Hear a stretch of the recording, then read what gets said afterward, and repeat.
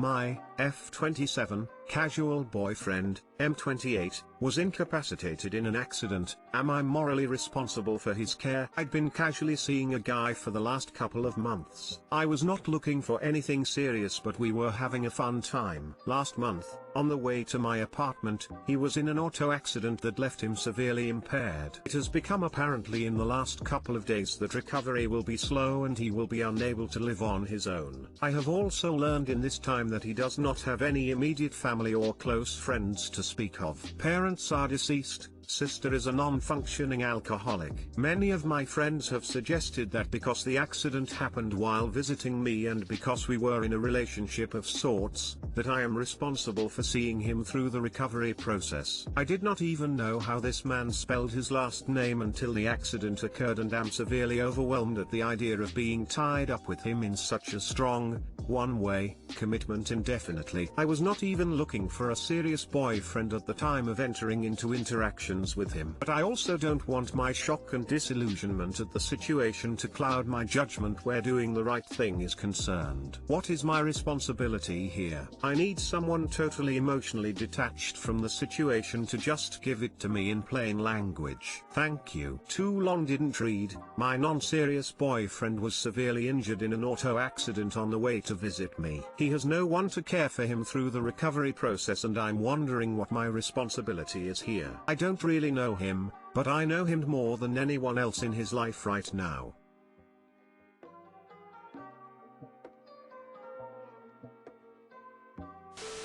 So I work in an ICU and I see a lot of people after car accidents. Unfortunately, it's an ICU and for the most part people come up with severe injuries. You are under no obligation to care for him. None. It's a sucky situation for him, absolutely, but cases where there is no next of kin are usually assigned social workers. Depending on his insurance, he may be transferred to a care facility. If he is not insured, the social work will try to find a charity bed at an appropriate facility. Care team will have procedures and resources to get him the appropriate care during his recovery. I don't know in what universe your friends live, but did they ever think more than a second about what this level of care means? I'm guessing you're not even educated as a nurse/caretaker. You would still need to work to even afford this, including equipment, remodeling of the apartment, and likely a form of caretaker. So in the best case, this guy will slowly die of boredom due to being alone all the time. Most likely you both will go insane due to the immense stress. Since you're a woman and he's a man, it likely he's heavier than you, so you can barely help him when he falls and similar situations. Lastly, being very impaired and dependent can be ugly as shit. Blood and tears most of the time. It destroys you if you're not 100% on board with it. Help him get into a long-term clinic, rehab, and be a good friend and check on him, if you want to. Don't take him in when you are not remotely capable of doing so, physically, financially, and mentally. Legally? Not at all. Morally? Maybe an occasional check-in or something. Daily care? Absolutely not.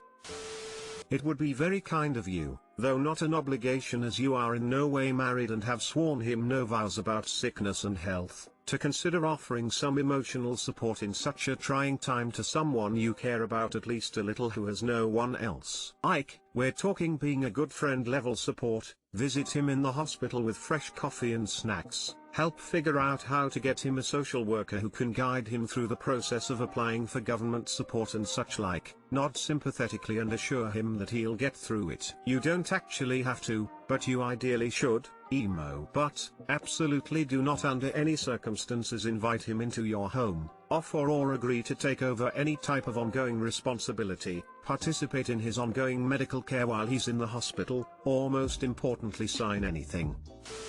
How did the accident happen? Is someone else at fault whose insurance will cover his care while he's recuperating somewhere else? Don't think there's a moral obligation to care for him yourself. That's not the type of relationship you had, and it was a short-term relationship. But if he's alone in the world, it'd be nice if you helped make sure someone else was taking care of him somewhere. Elderly person with some type of dementia became confused while driving and hit him going the wrong way down a one-way. It's a difficult situation that's still being sorted out.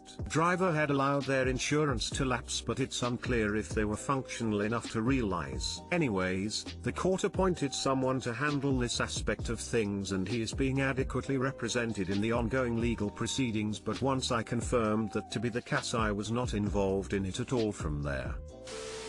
My boyfriend acted abusive towards me and I don't know how to move forward. Me, F20, and my boyfriend, M24, have been together for a year now. We have had normal fights but we have been able to resolve them. But this weekend, I surprised him with a getaway to a 5-star spa resort for his birthday. We had a great time the 2 days we were there. But it all went downhill on the car ride back home. He started going on about small stuff I had done that he got annoyed with. And I got upset that he was so mad about the smallest things after I had planned this whole thing for him to enjoy. I was upset because I didn't want to fight with him on his birthday, I just wanted us to have a great weekend. And then all of a sudden he screamed in my face like I've never been screamed at in my whole life. He started slamming and kicking the door, window and the dashboard while I was hysterically crying and begging him to stop because I was driving on the highway and was afraid I'll crash into something. He told me I had ruined his birthday for making him mad and I just continued crying. I literally felt afraid of him, the anger he took out on me. I really was surprised that he didn't hit me as well. After a while we stopped at a parking lot and he just walked out. He came back after a while and apologized. I told him I need some time apart, and he begged me not to. He told me he won't ever repeat that outburst, but I was just so sad and afraid and felt that I needed to get home as soon as possible. Since I've been home,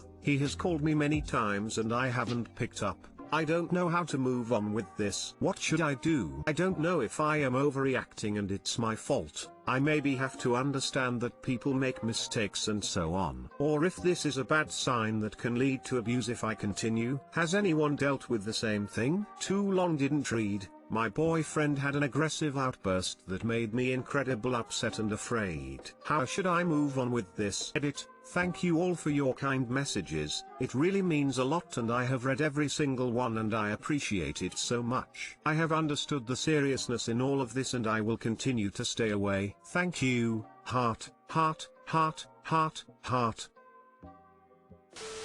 I spent 10 years of my life with a man who did this to me constantly. I'm still picking up the pieces and trying to heal years later. Please, please leave. This is completely unacceptable behavior. My dad was like this. It only ever escalated.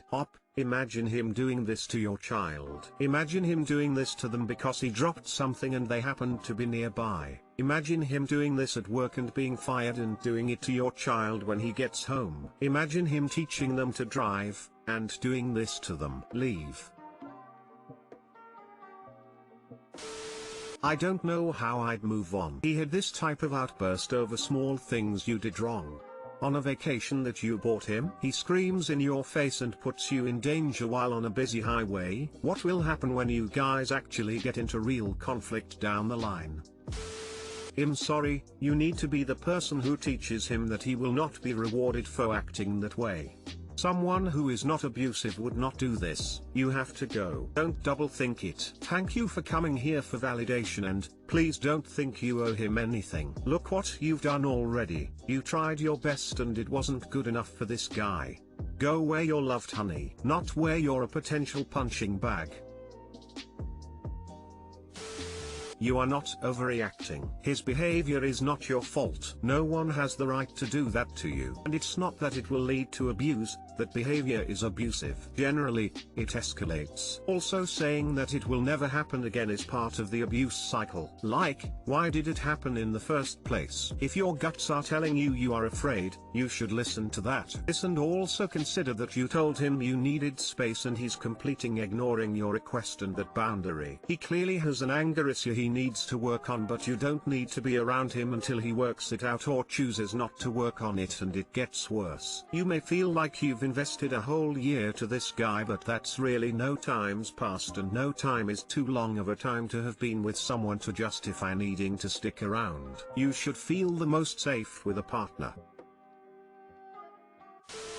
Without going into much detail, I'll keep it short and simple. You were surprised he didn't hit you, right? The next time he will. He is not safe for you to be around. Neither is he worthy of a partner so caring and loving. I'm sorry that you had to experience that, but you have to end things and move on. You're just a kid at 20 years old. You have your whole life and the whole world ahead of you. You'll find better people and better relationships. But more importantly, you won't be putting yourself in any more danger. Stay away from him, no matter what he says or does. Remember, psychopaths are very good at convincing, so don't fall for his BS. Good luck in the future and feel free to reach out whenever you want. Smiley face, heart, right. If you're surprised he didn't hit you, don't give him another chance to actually do it. My 32M wife, 30F, earns less, wants more. My 32M wife, 30F, earns less, wants more. My wife of nearly 8 years, who I loved dearly, has expressed her wish that we purchase a home in order to start a family within a couple of years. We have some savings, enough for a down payment on a house, but it is not an extravagant sum, by any means. We've been arguing about money lately because she earns about 30% of my income, yet her needs continue to stack up. We have been paying her tuition as she's studied, in cash.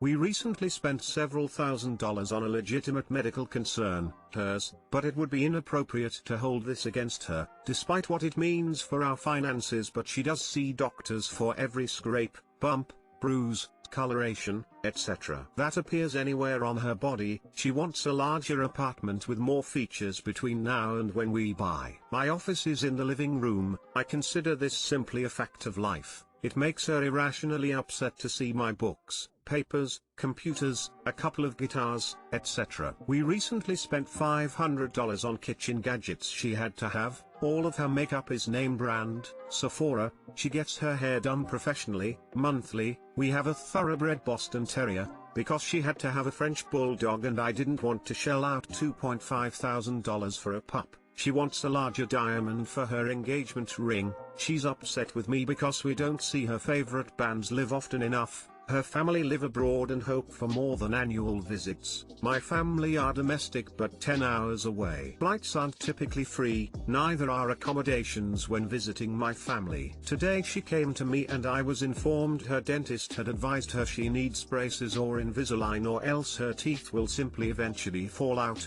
on account of her overbite, which terrified her, and that the cost would be somewhere in the neighborhood of $5,000 after insurance. I got upset because there are things I'd like to do that I'm unable to, specifically because this relationship always seems to have an inventory of expenses greater than our ability to pay, and because I'm the higher earner, I have to be the one to decide what we can and cannot afford, and this tends to turn me into a villain when I am upset and frustrated at what appears to me as an insurmountable burden, despite that I purposefully keep my expenses low and have pushed back some plans, potentially indefinitely, precisely in order to solve for her apparent needs. I did try to explain that when my income was only slightly higher than hers, at my first job out of college, that I still had roommates and could not afford my own place, that the reason things were different now was because I took that understanding and channeled it into my work, to earn more, precisely not to be so broke. My question is, what would you do here? We're both frustrated to the point of ending things. I don't see this as a real solution because all it'd mean for her is that she still wouldn't be able to afford all of the things demanded of me by her. The difference being that instead of me being the person to tell her no, it'd be her bank. I care about her well-being. I do love my wife. I simply don't know how to express to her the limits of her/our finances in a way that causes her to take inventory, prioritize,